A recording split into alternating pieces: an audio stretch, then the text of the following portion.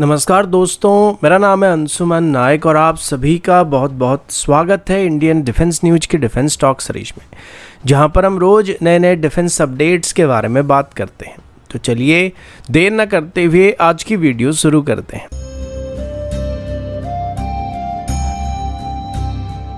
आज की पहली अपडेट डिफेंस मिनिस्ट्री की तरफ से किए गए एक बहुत ही बड़ी अनाउंसमेंट की तरफ से है। हमारे डिफेंस सेक्रेटरी राजेश कुमार सिंह ने ऑफिशियली बात कंफर्म किया कि भारत अभी actively 5th generation fighter jet को खरीदने के ऑप्शन को कंसीडर कर रहा है और ये पहली बार है जब भारत की तरफ से कोई 5th जनरेशन फाइटर जेट को खरीदने के लिए स्टेटमेंट को इशू किया जा रहा है। इंडियन एयरफोर्स के सामने अभी फाइटर जेट को लेकर कई प्रॉब्लम है। पहला प्रॉब्लम तो ये है कि अभी हमारे पास बस 31 स्क्वाड्रन मौजूद है, जबकि इंडियन एयरफोर्स की एक्चुअल स्ट्रेंथ 42 स्क्वाड्रन होना चाहिए था। और दूसरा मेजर प्रॉब्लम ये कि अभी हमारे दुश्मन देशों के पास 5th जनरेशन फाइटर जेट मौजूद होने वाला है। इस वजह से गवर्नमेंट की तरफ से कंसीडर किया जा रहा है कि जब तक एमका रेडी नहीं होता है तब तक कोई foreign 5th generation fighter jet को शॉर्ट टर्म रिक्वायरमेंट को पूरा करने के लिए एक्वायर किया जाने वाला है, जिससे पावर बैलेंस को मेंटेन किया जा सकेगा। अब इसे एक मेजर पॉलिसी शिफ्ट भी माना जा रहा है, क्योंकि कुछ दिन पहले तक इंडियन एयरफोर्स या फिर हमारी डिफेंस मिनिस्ट्री किसी भी foreign 5th generation fighter jet को खरीदने के लिए क्लियरली मना कर रहे थे। लेकिन अभी जब रीजनल थ्रेट काफी रैपिडली इंक्रीज होने लगे हैं, खास करके चाइना के पास J-20 पहले से ही मौजूद है और पाकिस्तान को भी जल्दी J-35 मिलने की उम्मीद किया जा रहा है, तो 5th जनरेशन फाइटर जेट का एक्वायर करना अभी भारत के लिए एक जरूरी स्ट्रेटेजिक मूव बन चुका है। अभी फिलहाल मिस्टर सिंह की तरफ से किसी भी स्पेसिफिक फाइटर जेट का नाम नहीं लिया गया, लेकिन ज्यादातर चांसेस यही है कि यहाँ पे अभी Su-57 को भारत की तरफ से खरीदा जाने वाला है, जिसको अभी रशिया की तरफ से कुछ ही दिन पहले ही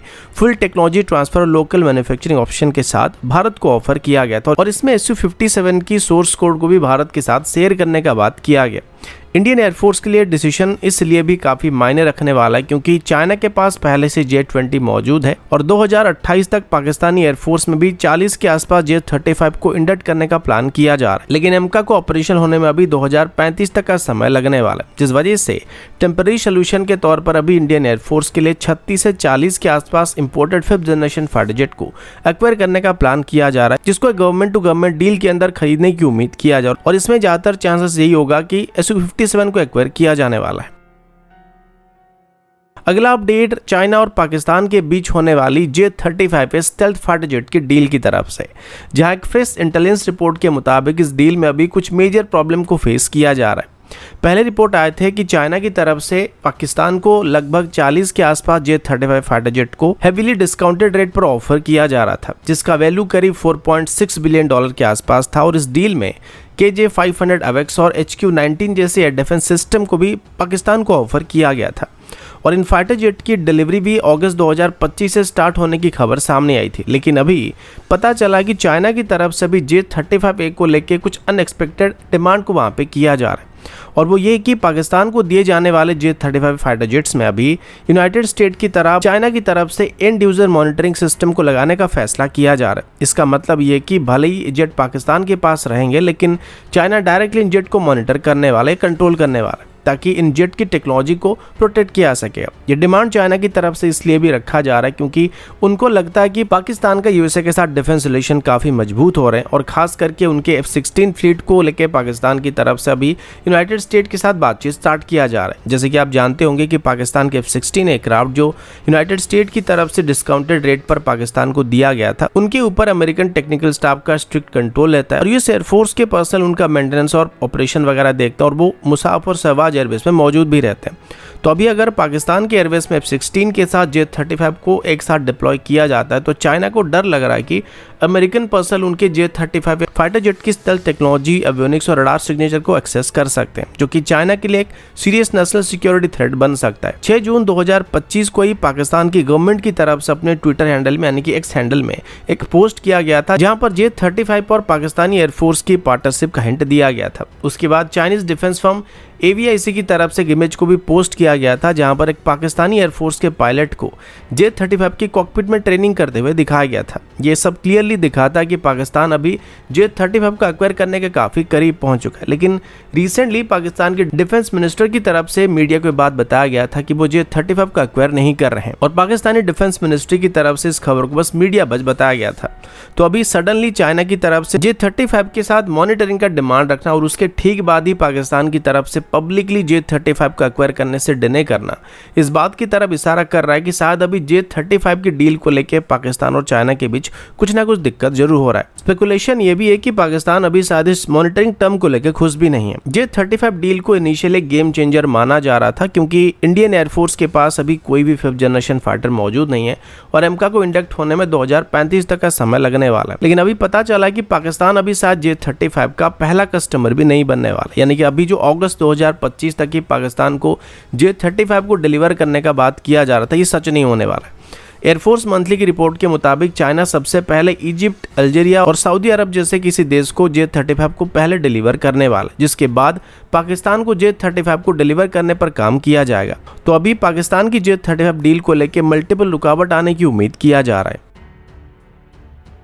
अगला अपडेट PL-15 मिसाइल की तरफ से, और अभी भारत की तरफ से PL-15 मिसाइल को लेकर एक बहुत ही बड़ी अनाउंसमेंट किया गया है, जहां भारत की तरफ से भी ऑफिशियली एक Chinese origin PL-15E air to air missile का डिब्रीज को एक फ्रेंडली नेशन को ट्रांसफर किया जाने वाला है। सोर्सेज के मुताबिक ऑपरेशन सिंदूर के दौरान पाकिस्तान की तरफ से अपने JF-17 ब्लॉक 3 और J-10C जैसे फाइटर जेट से मल्टीपल PL-15E मिसाइल को फायर किया गया था, लेकिन इनमें से कोई भी मिसाइल इंडियन एयरफोर्स की फाइटर जेट को हिट नहीं कर पाया था। इन सबके बीच इंडियन अथॉरिटीज को PL-15E मिसाइल के कम से कम 8 मिसाइल के डिब्रीज मिले थे, जिनमें से 2 एकदम नियर इंटैक्ट कंडीशन में पाए गए थे, जिसमें propulsion system, AESA radar Sikar, data link और गाइडेंस मॉड्यूल जैसे कई क्रिटिकल सब सिस्टम पूरी तरीके से मौजूद थे। DRDO की तरफ से उसके बाद इन रिकवर्ड मिसाइल का इन डेप्थ टेक्निकल एनालिसिस को स्टार्ट किया गया था और इसमें मिसाइल की ECCM कैपेबिलिटीज, प्रोपल्सन एफिशिएंसी और गाइडेंस एल्गोरिथम को डिकोड किया जा रहा था। ये रिकवरी भारत के लिए एक इंटेलिजेंस जैकपॉट साबित हो रहा था, क्योंकि अभी 5 से 6 फ्रेंडली नेशन की तरफ से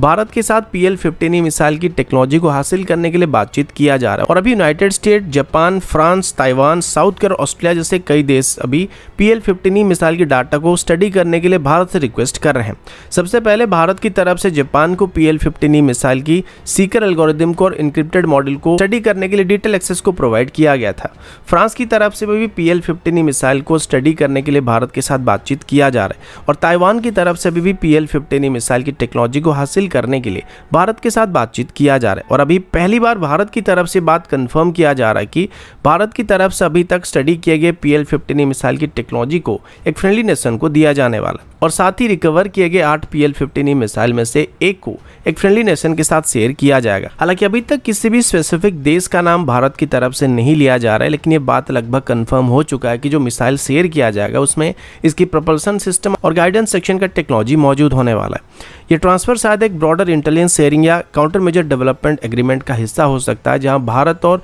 PL-15E की टेक्नोलॉजी जिस देश के साथ अभी शेयर किया जा रहा है वो कंट्री एक दूसरे के साथ डिफेंस टेक्नोलॉजी डाटा को एक्सचेंज कर सकते हैं, जो कि डायरेक्टली चाइना को काउंटर करने में इन दोनों देशों को मदद कर सकता है।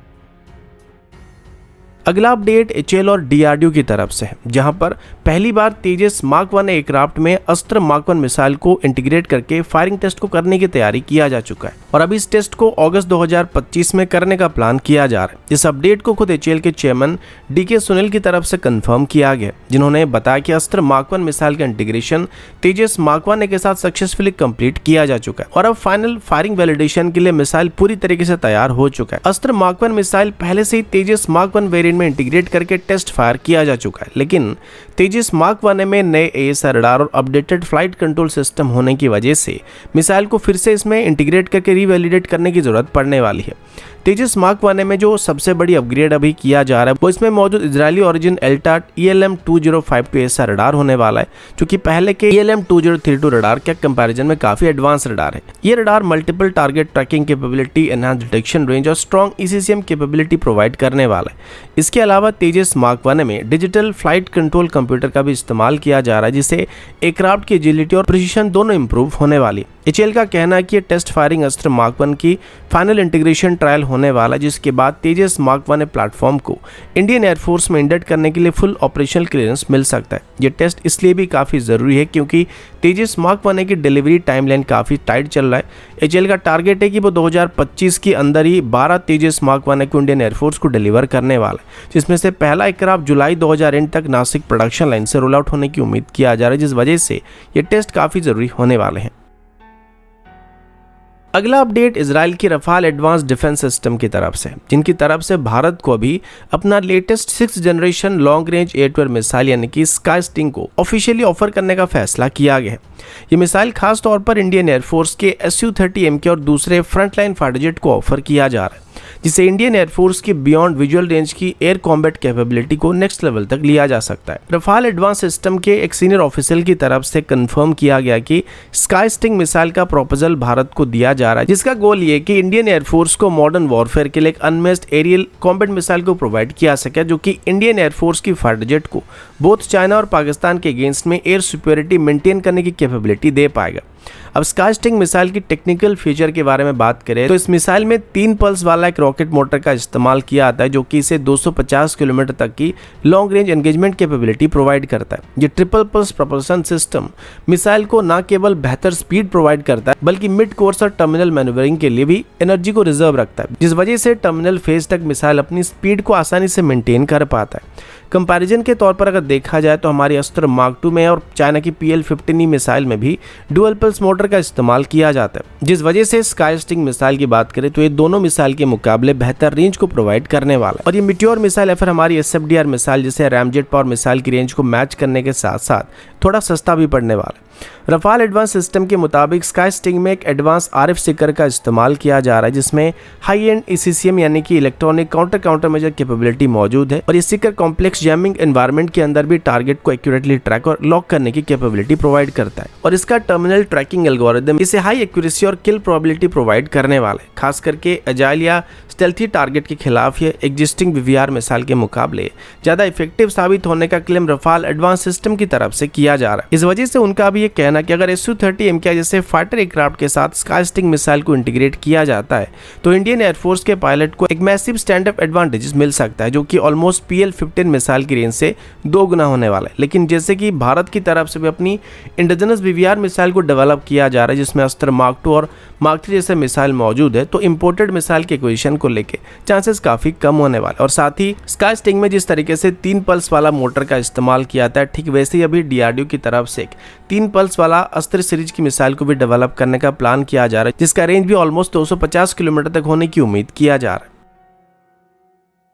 अगला अपडेट हिंदुस्तान एरोनॉटिक्स लिमिटेड यानी कि HAL की तरफ से। HAL की तरफ से अभी ऑफिशियली कंफर्म किया गया है कि वो अभी इंडियन मल्टी रोल हेलीकॉप्टर यानी कि IMRH प्रोजेक्ट के लिए अपने इंटरनल फंड से 4000 करोड़ का इन्वेस्टमेंट करने वाले हैं। यह हेलीकॉप्टर 10 टन से लेकर 12.5 टन तक कैटेगरी की मीडियम लिफ्ट हेलीकॉप्टर होने वाला है, जिसे इंडियन एयरफोर्स, इंडियन आर्मी और इंडियन नेवी के लिए डिजाइन किया जा रहा है। HAL के चेयरमैन DK सुनील की तरफ से CNBC TV18 को दिए गए इंटरव्यू के दौरान ये बात बताया गया था कि IMRH प्रोजेक्ट को ageing Russian origin Mi-17 helicopters को रिप्लेस करने के लिए डेवलप किया जा रहा है और साथ ही इसे हाई एल्टीट्यूड पर मल्टी रोल मिशन को करने के लिए इस्तेमाल किया जा सकता है। IMRH का डिजाइन काफी एम्बिशियस होने वाला है, जिसमें troop transportation, casualty evacuation, anti submarine warfare और स्पेशल ऑपरेशन जैसे रोल को ध्यान में रखकर इसको डेवलप किया जा रहा है। HAL की तरफ से बताया जा रहा है कि हेलीकॉप्टर 20,000 फीट की एल्टीट्यूड तक ऑपरेट करने में सक्षम होने वाले, यानी कि सियाचिन और लद्दाख जैसे एक्सट्रीम हाई एल्टीट्यूड रीजन में इसको इजीली डिप्लॉय किया जा सकेगा। इसमें 3.5 टन तक की पेलोड कैपेसिटी और 24 फुल्ली इक्विप्ड ट्रूप को एक साथ ले जाने की कैपेबिलिटी होने वाली, जो कि इस हेलीकॉप्टर को काफी वर्सेटाइल हेलीकॉप्टर बनाने वाला है। चाहे वो कॉम्बैट मिशन हो या डिजास्टर रिलीफ ऑपरेशन हो या फिर सर्च एंड रेस्क्यू ऑपरेशन हो, ये सभी तरीके के मिशन को करने में सक्षम होने वाला है। HAL की तरफ से बताया जा रहा है कि जो 4000 करोड़ का इन्वेस्टमेंट अभी इस हेलीकॉप्टर को करने के लिए किया जा रहा है, इसमें इस हेलीकॉप्टर की डिजाइन, प्रोटोटाइप और टेस्टिंग फेज के कॉस्ट को कवर किया जाने वाला है। और इस प्रोजेक्ट में DRDO के साथ टाटा एडवांस सिस्टम, L&T जैसे प्राइवेट डिफेंस प्लेयर भी शामिल होने वाले हैं। इस हेलीकॉप्टर को एडवांस लाइट हेलीकॉप्टर या ध्रुव हेलीकॉप्टर या फिर हमारी लाइट यूटिलिटी हेलीकॉप्टर के एक्सपीरियंस को बेस कर एक नेक्स्ट स्टेप माना जा रहा है और 2032 तक इसे प्रोडक्शन में एंटर करने का प्लान किया जा रहा है। तो दोस्तों अभी के लिए इतना ही, मिलता हूँ आपसे अगले वीडियो में, तब तक के लिए जय हिंद, वंदे मातरम।